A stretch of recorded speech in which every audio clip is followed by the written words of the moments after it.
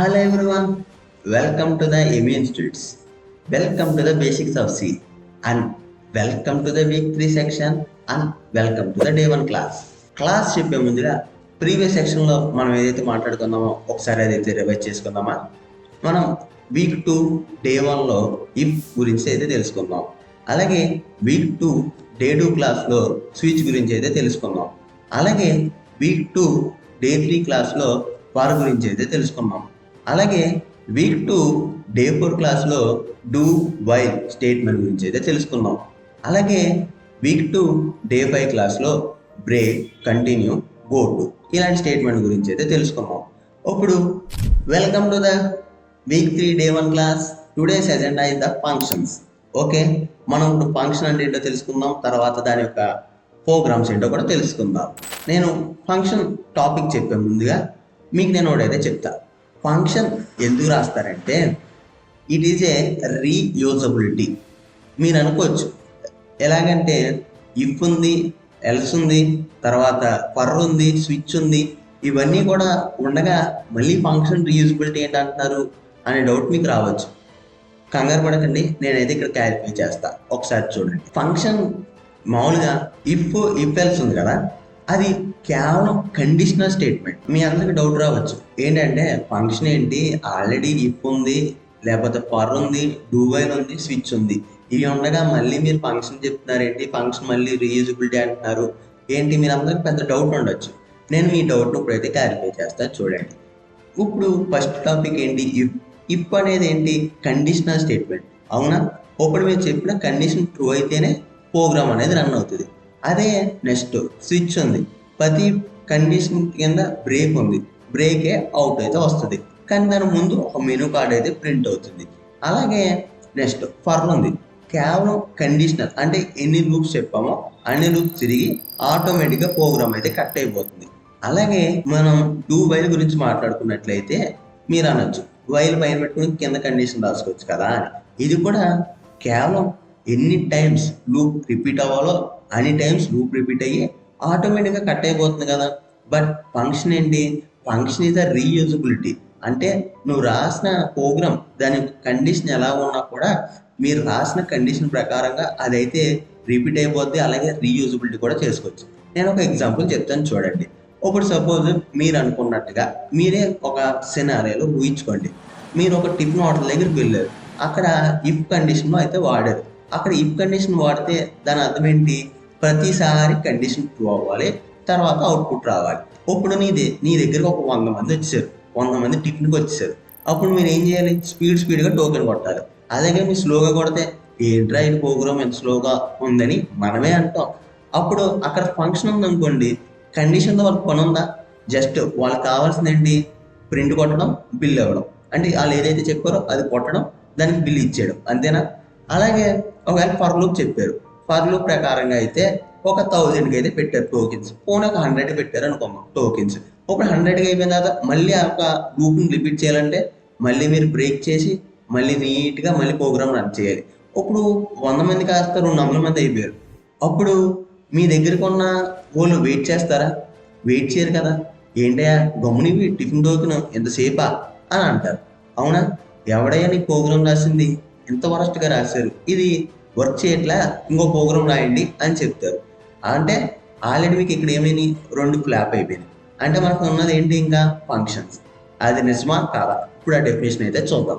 Okay, let's look at into the function definition. Function, ఇక్కడ మనం definition చూద్దాం. What is function? A function is a block of code. It design to perform a specific task. It help to divide a large program into a small parts. తర్వాత function can take inputs, arguments and return outputs, return values. Okay, నేను ఇక్కడ చెప్పిన ఈ యొక్క function definition అయితే నేను లాస్ట్లో మీకైతే ఎక్స్ప్లెయిన్ చేస్తా, ఎందుకంటే ప్రోగ్రామ్ రాసిన తర్వాత మీకైతే ఆటోమేటిక్గా అర్థమవుతుంది. ఓకేనా. తర్వాత ఇప్పుడు మనం ఏదైతే మాట్లాడుకున్నామో calculating the sum and printing the data, అంటే నేను చెప్పిన ఎగ్జాంపుల్ ఇక్కడ వర్కౌట్ అయింది కదా. తర్వాత ఇఫ్ స్టేట్మెంట్ చూడండి. ఇఫ్ స్టేట్మెంట్ ఏంటి, making the decision based on condition, checking if a number is positive.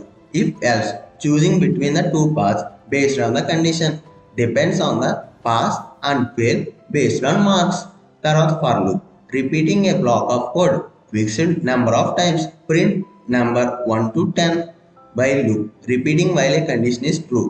Reading input until user type exists. ఇప్పుడు నేను చెప్పిందంతా వర్కౌట్ అయిందా? నేను చెప్పినట్టుగానే ఉన్నాయా? ఏమైనా కొత్తగా ఉన్నాయా? లేవు కదండి. ఇక్కడ సింటాక్స్ చూడండి. సింటాక్స్కి వచ్చేటప్పటికి రిటర్న్ టైప్. ఇక్కడ ఏంటి syntax? Return type, function name, parameter list and body of the function. Okay, మనం సింపుల్గా అందరూ తెలిసినట్టుగా క్రోమ్ ఓపెన్ చేసుకోండి. ఆన్లైన్ కంపేర్లో అయితే ఓపెన్ చేద్దాం. ఓకే, నేనైతే ఆన్లైన్ కంపేర్లో ఓపెన్ చేస్తున్నాను.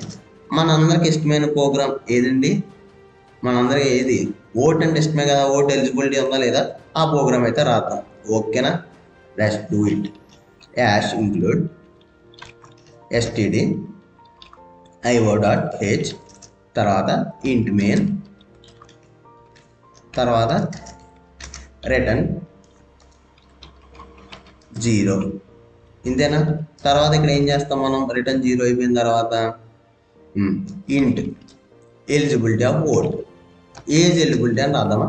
ఏజ్, యూజర్ ఏజ్ అని రాసుకుందాం. అదైతే సింపుల్గా ఉంటుంది కదా మనకి, యూజర్ ఏజ్. ఓకే, ఇక ప్రింట్ ఎంటర్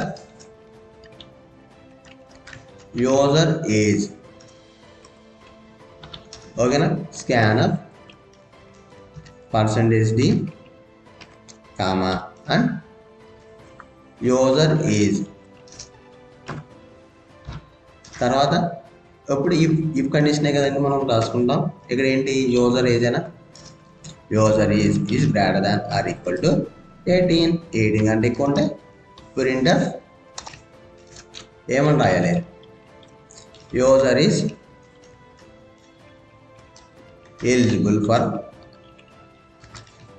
ఫర్ ఓట్. తర్వాత ఎల్స్ కండిషన్ రాసుకుంటాం. ఎల్స్లో ఏం రాస్తాం? Print user is not eligible for the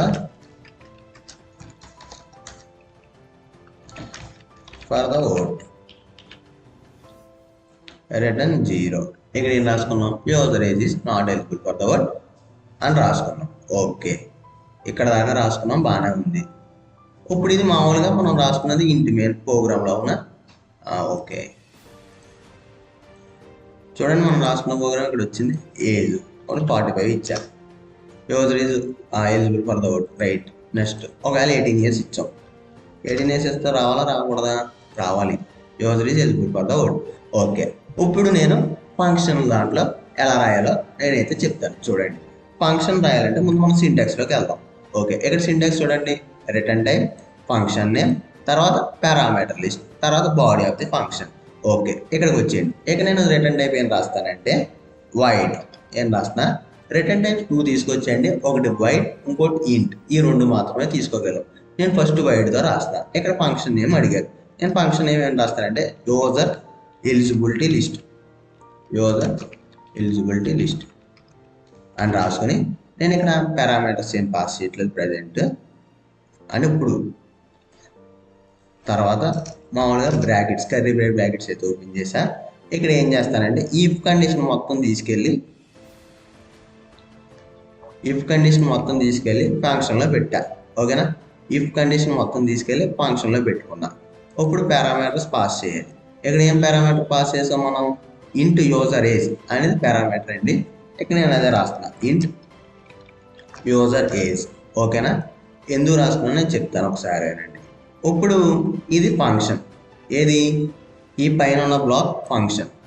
ఇది మెయిన్. ఇప్పుడు ఫంక్షన్కి మెయిన్కి టైప్ చేయాలంటే ఫంక్షన్ నేమ్ ఏంటి? User eligibility list. అవునా? ఇప్పుడు ఇక్కడ ఏం రాసుకోవాలి? యూజర్ ఎలిజిబిలిటీ లిస్ట్ అని రాసుకొని ఇప్పుడు ఇక్కడ ఏం చేయాలంటే నేను ఒక సినారియో చెప్తాను చూడండి. ఇప్పుడు మీ ఊరిలో లేదంటే మీ పల్లెటూరులో ఎవరికైనా జాబ్ వచ్చిందనుకోండి, ఏమని చెప్తారు? ఫస్ట్లో పలానా సుబ్బాయి గారు వాళ్ళ అబ్బాయికి జాబ్ వచ్చిందిరా బెంగళూరులో అని చెప్తారు. అవునా కదా? తర్వాత కొన్ని రోజులు అయిపోయిన తర్వాత ఆ అబ్బాయి బయటకు వచ్చాడు అనుకో, రే సుబ్బయ్య గారు వాళ్ళ అబ్బాయి బయటకు వచ్చాడు రా, అబ్బాయికి అంటారు. అదే 3 రోజులు అయిపోయిన తర్వాత అనుకో, బెంగళూరులో ఉద్యోగం చేస్తున్నాడు ఈ అబ్బాయి అని అంటారు. అంటే ఫస్ట్లో మీ నాన్నగారితో నీ పేరునైతే వర్ణించారు, తర్వాత నువ్వు ఫేమస్ అయ్యేటప్పటికి నీ పేరునే వర్ణించారు. ఇక్కడ కూడా అంతే. ఇప్పుడు ఇంట్ యూజర్ ఏజ్ అంటే డేటా టైప్ ప్లస్ వేరియబుల్ రెండు కలిపి డిక్లేర్ చేసావు 2 సార్లు. మూడోసారి నువ్వు కామన్ అయిపోయావు కదా, ఇంక డైరెక్ట్గా ఫంక్షన్కి ఏమి ఇచ్చేయచ్చు, డైరెక్ట్గా వేరియబుల్ అయితే ఇచ్చేయచ్చు. ఓకేనా? User age. ఓకే, తర్వాత సెమీకాలన్. ప్రతిదానికి సెమీకాలన్ పెట్టాలండి. రన్ చేయండి. వచ్చిందా? Enter user age. ఇప్పుడు నేను 18 ఇచ్చా. వచ్చిందా? User age eligible for the vote. ఇప్పుడు నేను మళ్ళీ 17 ఇచ్చా. User is not eligible for the vote అని రావాలి. వచ్చిందా? వచ్చింది. అంటే నేను రాసిన ప్రోగ్రామ్ పర్ఫెక్టా? కరెక్టేనా? కరెక్ట్. ఓకే, ఇప్పుడు నీలాంటాడో నాలాంటాడో ఒకడు వచ్చి ఏం చేశాడు? ఆనందం వచ్చింది. అడిగి ఏమొచ్చింది? ఆనందం వచ్చింది. సంతోషం రా, నేను ఫంక్షన్ రాశానని సంతోషంగా ఊరంతా తిరిగేశాడు. ఒకడు వచ్చి అన్నాడు, ఏం రాసావురా? పైన పారామీటర్స్ తీసుకున్నావు, కింద ఏమో రిటర్న్ రాస్తావు, దానివల్ల ప్రోగ్రామ్ అయిపోయింది అన్నాడు. ఈడేంటి ఎలా అంటున్నాడు? నువ్వు రాయరా, నీకు తెలుస్తుందా కష్టం ఏంటో అని అన్నాడు. అదేముందిలేరా, పారామీటర్ తీసేసి రిటర్న్ టైప్తో రాయరా అన్నాడు. ఇంకొకటి వచ్చి అన్నాడు, అది ఈజీలే, అలా కాకుండా రిటర్న్ తీసేసి పారామీటర్స్తో రాయరా. ఇంకొకటి అన్నాడు, అలా రిటర్న్ ఉండకూడదు, పారామీటర్స్ ఉండకూడదు, అలా ప్రోగ్రామ్ రాయరా అన్నాడు. ఏం వచ్చినాయండి? మొత్తం 4 వస్తాయి. ఏంటండి? ఒకడేమో అసలు పారామీటర్స్ తీసుకోకూడదు, రిటర్న్ వాల్యూ కూడా తీసుకోకూడదంట. ఇంకొకటి ఏమన్నాడు, ఒక పారామీటర్ తీసుకో, ఒక రిటర్న్ వాల్యూతో రాయి. ఇంకొకటి అన్నాడు, ఓన్లీ ఒక రిటర్న్ వాల్యూ తీసుకో, పారామీటర్తో లేకుండా రాయి. మొదటికి కనిపెట్టింది ఏంతో? పారామీటర్స్ విత్ రిటర్న్ వాల్యూతో కనిపెట్టాడు. ఇప్పుడు ఈ మొత్తాన్ని తీసి ప్రోగ్రామ్లో అయితే రాయాలి. చూసేద్దాము. ఇప్పుడు ఫస్ట్ నేను నో పారామీటర్స్ తీసుకోను, రిటర్న్ వాల్యూ కూడా తీసుకోను. అండ్ పారామీటర్స్ అయినా అనొచ్చు, ఆర్గ్యుమెంట్స్ అయినా అనొచ్చు, ఎలాగైనా పర్లేదు. ఓకే, నేను ఇప్పుడు ఫస్ట్ ఏం చేస్తానంటే పారామీటర్స్ తీసుకోను. ఎలాంటి పారామీటర్స్, ఎలాంటి ఆర్గ్యుమెంట్స్ కూడా తీసుకోను. నేను ఇదైతే రాయను. నేను ఇంకొక ఎగ్జాంపుల్ అయితే చెప్తాను. మనందరూ రియల్ టైంలో యూజ్ అయ్యే ప్రోగ్రామ్ ఏదైనా ఉందంటే సింపుల్గా రియల్ టైంలో నేను చూపిస్తుంది ఏంటంటే హోటల్లోది. మీరు అనుకోకండి నేను ఏదో హోటల్లో పనిచేస్తున్నానని మాత్రం అనుకోకండి. జస్ట్ మీ అందరికీ గుర్తుంటుందని చెప్పి ఆ ప్రోగ్రామ్ నేను రిపీట్గా చెప్తున్నాను. ఓకేనా? నేను ఫస్ట్ ఏ ప్రోగ్రామ్ రాస్తా? హోటల్లో tiffin tokens. Okay, ash include stdio.h అని రాసుకొని అలా ఎలాంటి పారామీటర్స్, ఎలాంటి ఆర్గ్యుమెంట్స్ కూడా నేను పాస్ చేయను. వైడ్ తీసుకుంటా, రిటర్న్ టైప్ వైడ్ తీసుకున్నా. ఇక్కడ టిఫిన్ బిల్స్ అని ఇస్తున్నా. ఓకేనా? ఏమి ఇస్తున్నా? టిఫిన్ బిల్స్ తీసుకొని ఇప్పుడు ఎలాంటి పారామీటర్స్ పాస్ చేయకూడదు కదా, అంటే ఎలాంటి పారామీటర్స్ ఉంటాయి. ఓకే, ఇంట్. ఇక్కడ ఏం రాస్తానంటే ఇడ్లీ రేట్. ఎంతమందికి ఇడ్లీ ఇష్టమో చెప్పండి, కామెంట్ సెక్షన్లో కామెంట్ చేసి చూద్దాం. ఇడ్లీ 30 రూపాయలేనండి మీ ఊర్లో, మా ఊర్లో అయితే 30 మరి. ఓకే, నెక్స్ట్ ఇంటూ చపాతీ ప్రీతులు చాలామంది ఉంటారు. 50 రూపాయలు మా ఊర్లో. మీ ఊర్లో ఎంత చెప్పండి కామెంట్ సెక్షన్లో. తర్వాత చపాతీ రేట్ మర్చిపోయిందన్న, అక్కడ చపాతీ రేట్ రాసుకోండి. ఓకే, ఇక్కడ ఇడ్లీ ఐటమ్ ఇన్ని తీసుకెళ్తున్నాడు. ఒక్కొక్కడు ఒక పొట్లం తింటాడు, ఒక్కొక్కడు 5 పొట్లాలు పట్టుకెళ్తాడు, ఒక్కొక్కడు 2 పొట్లాలు పట్టుకెళ్తాడు. అవునా? ప్రతిదీ తెలియాలి కదా మనకి. చపాతీ స్పెల్లింగ్ తప్పు ఉంటే కరెక్ట్ చేసుకోండి. నాకు మాత్రం కామెంట్ సెక్షన్లో చెప్పండి స్పెల్లింగ్ తప్పు ఉందని. కొంచెం చిన్న ఏదో తెలుగు ఏదో రాస్తాను. టోటల్ బిల్ కావాలి కదా మన దగ్గరికి, టోటల్. సరేనా? ఇక్కడ ప్రింటర్ ఎంటర్ ఇడ్లీ ఐటమ్, అంతే కదా. ఇడ్లీ ఐటమ్ అనా ఎన్ని పట్టుకెళ్తున్నాడో తెలియడం కోసం ఐటమ్ అని రాసుకున్నాను. మీరు ఐటమ్ అంటే వేరే దాంట్లోకి వెళ్ళిపోకండి, డబుల్ మీనింగ్లోకి వెళ్ళిపోకండి. సరేనా? తర్వాత %d, తర్వాత కామా అండ్ ఇడ్లీ ఐటమ్, తర్వాత ప్రింటర్ ఎంటర్ చపాతీ ఐటమ్, తర్వాత దానికి స్కాన్ ఆఫ్ రాసుకోవాలా, రాసుకున్నాం. %d కామా అండ్ ఇక్కడ ఏంటి? చపాతీ ఐటమ్. చపాతీ ఐటమ్ వచ్చింది.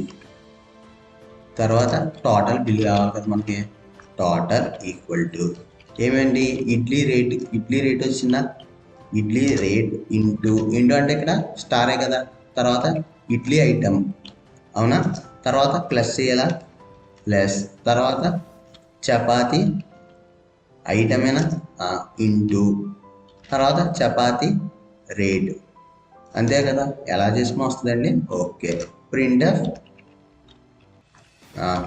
ఏంటి టోటల్ బిల్, ఇక్కడ ఏంటి పర్సంటేజ్ డిఏ కదా డి కామా ఇక్కడ టోటల్, తర్వాత సెమీకోలన్. ఇప్పుడు ఇదేంటి నేను రాసుకున్నది ఫంక్షన్. ఇప్పుడు నేను మెయిన్ ఫంక్షన్ రాస్తా ఓకేనా. ఇంట్ మెయిన్ రాసి ఇక్కడ ఏం రాస్తానంటే డైరెక్ట్గా ఏం చేస్తానంటే కనెక్షన్ ఇచ్చేస్తాను. దేనికి ఫంక్షన్కి మెయిన్కి. ఇప్పుడు ఇక్కడ ఫంక్షన్ ఏంటి టిఫిన్ బిల్లేనా, టిఫిన్ బిల్. ఎలాంటి పారామీటర్స్ పాస్ చేయకూడదు కదా, ఎలాంటి పారామీటర్స్ పాస్ చేయట్లా, డైరెక్ట్గా రిటర్న్ 0 అనేది ఇచ్చేసా. ఇప్పుడు ఇదేంటి నో పారామీటర్స్ నో ఆర్గ్యుమెంట్స్. ఇప్పుడు నేను ఇస్తున్నా టిఫిన్ చూడండి 5 ప్లేట్లు ఇచ్చా ఎంటర్, చపాతి 5 ప్లేట్లు ఇచ్చా ఎంటర్, వచ్చింది బిల్ సరిపోయిందా. 5 × 30 150, 5 × 50 250 సరిపోయింది కదా. ఓకే ఇప్పుడు ఇదేంటి ఎలాంటి పారామీటర్స్ ఎలాంటి రిటర్న్ తీసుకోవాలి. ఇప్పుడు నేను జస్ట్ పారామీటర్స్ మాత్రమే పాస్ చేస్తా. అంటే ఏం చేస్తా ఈ 2 మాత్రమే పాస్ చేస్తా పారామీటర్స్ ఇవి. ఇక్కడ నేను కట్ చేసుకున్నా. కట్ చేసుకోవాలంటే Ctrl+X, కట్ చేయాలండి ఏం నొక్కాలండి Ctrl+X నొక్కాలి ఓకేనా. నేను మళ్ళీ పేస్ట్ చేస్తున్నా Ctrl+V. ఓకే నెక్స్ట్ ఈ ప్రింట్ ఆఫ్ స్కాన్ ఆఫ్ మాత్రం తీసుకెళ్ళిపోతున్నా. అంటే ఇక్కడ కట్ చేసేసా, ఇక్కడ పేస్ట్ చేస్తా.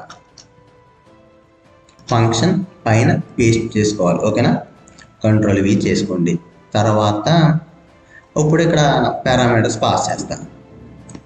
దీనిలో ఫంక్షన్లో కాపీ చేసుకున్నా.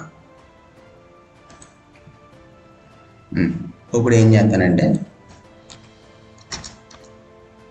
జస్ట్ సెమీకోలన్ తీసి కామా పెడతా, ఇక్కడ సెమీకోలన్ తీసేస్తా. ఓకే చూడండి ప్రోగ్రామ్ వచ్చింది.